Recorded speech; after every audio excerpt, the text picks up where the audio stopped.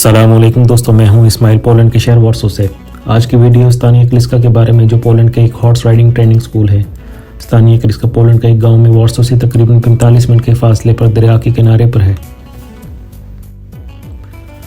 स्थानीय क्लिस्का में न सिर्फ घोड़सवारी सिखाई जाती है, बल्कि इसके साथ साथ घोड़ों और दूसरे जानवरों से मानूस होना, उनको खिलाना पिलाना, उनकी सफाई और उनकी फिटनेस का ख्याल रखना भी सिखाया जाता है।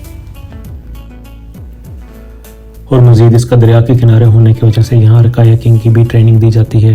कायाकिंग दोस्तों एक बेहतरीन फ़न एक्टिविटी के साथ साथ एक्सरसाइज भी है।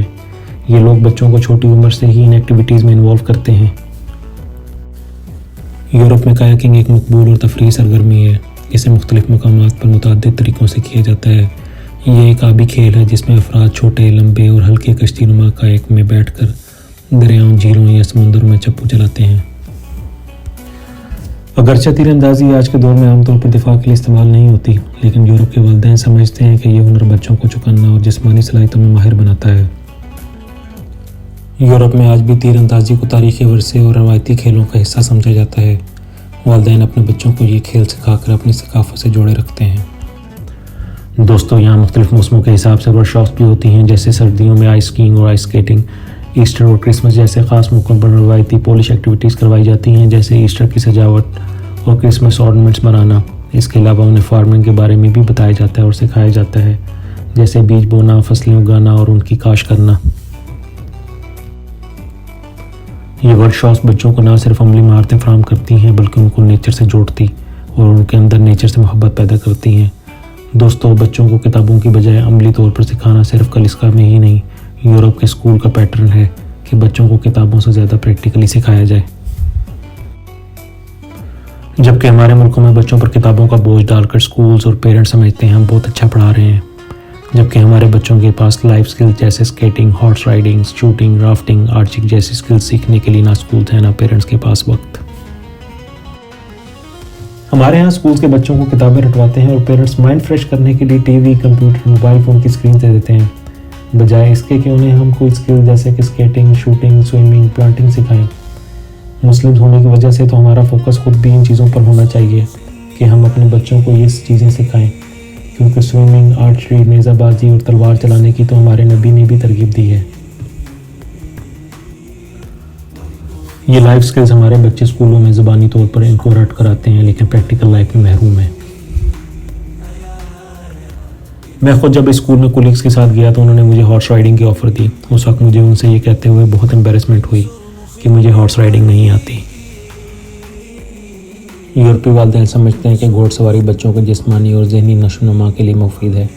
इससे न सिर्फ बच्चे की जिस्मानी ताकत में इजाफा होता है, बल्कि खुद एतमादी और ज़िम्मेदारी का शऊर भी पैदा होता है।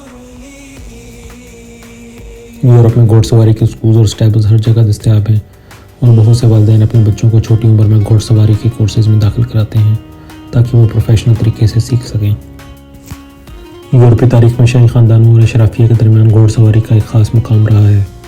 आज भी घोड़सवारी को एक उम्दा सरगर्मी के तौर पर देखा जाता है और इसका ताल्लुक रवायती तरबियत से जोड़ा जाता है। इसलिए यूरोप में घोड़सवारी को न सिर्फ तफरीह बल्कि बच्चों को तालीमी और अखलाकी तरबियत का एक अहम हिस्सा समझा जाता है। हमें अल्लाह ने कुदरती जगहों से नवाजा, पर मैनेजमेंट और फैसिलिटीज़ ना होने की वजह से टूरिस्ट यहाँ रुख ही नहीं करते। हमारे यहाँ हुकूमती सतह पर तो किसी बेहतरी की उम्मीद नहीं की जा सकती। अलबत्ता कारोबारी हज़रात अपने तौर पर चाहें तो ऐसी जगहों पर इस तरह की मैनेजमेंट से कैंपिंग, राइडिंग, आर्चरी वगैरह की एक्टिविटीज़ प्रोवाइड करके ख़ुद भी फ़ायदा हासिल कर सकते हैं और आवाम को भी तफरीही मकामात मिल सकते हैं। आज जो दोस्त अपनी फैमिलियों के साथ ओवरसीज़ में रहते हैं, जब मुल्क जाते हैं तो बच्चों के लिए ऐसी कोई सरगर्मियों का ना होना और तहफ़्फ़ुज़ का ना होना उन्हें मायूस करता है। यूरोप में अपनी सतह की बुराइयां होने के बावजूद मैं इस बात को सोचने पर मजबूर हो जाता हूँ कि यहाँ का माहौल बच्चों के लिए हमारे यहाँ के अब के हालात और ख़राबियों से बेहतर है। पोलिश लोग भी वर्ल्ड वॉर 2 के बाद और 90s में बेहतर हालात के लिए दूसरे मुल्कों में जा बसे थे। पोलैंड आने से पहले मज़ाक़न मेरा भाई कहा करता था कि पोलैंड तो यूरोप का अफ़गानिस्तान है, पर आज ये यूरोप का अफ़गानिस्तान स्टेबल हो चुका है। और वो पोलिश लोग जो 90s में पोलैंड छोड़कर चले गए थे, उन्हें वापस आने पर मजबूर कर रहा है। आई विश कि मेरे मुल्क के बेहतर हालात भी एक दिन मुझे वापस जाने पर मजबूर कर दें। ये चीज़ मुझे सोचने पर ज़्यादा मजबूर करती है कि यूरोप या दीगर ममालिक में फाइनेंशियल रीजंस की वजह से जाना आज के नौजवान की ख्वाहिश है, या यहाँ अपने मुल्क में तहफ़्फ़ुज़ का ना होना, इदारों का करप्ट होना, अपने माल व जान का तहफ़्फ़ुज़ ना होना ज़्यादा वजह बनती जा रही है। स्थानीय कलिस्का जैसी जगहों पर लोग शहर के शोर शराबा से दूर कुदरत के नज़दीक कैंपिंग भी करते हैं और यहाँ बारबेक्यू के लिए बेहतरीन बंदोबस्त भी किया हुआ है। हम इस बारबेक्यू वाले झूले के इर्द गिर्द बैठ गए।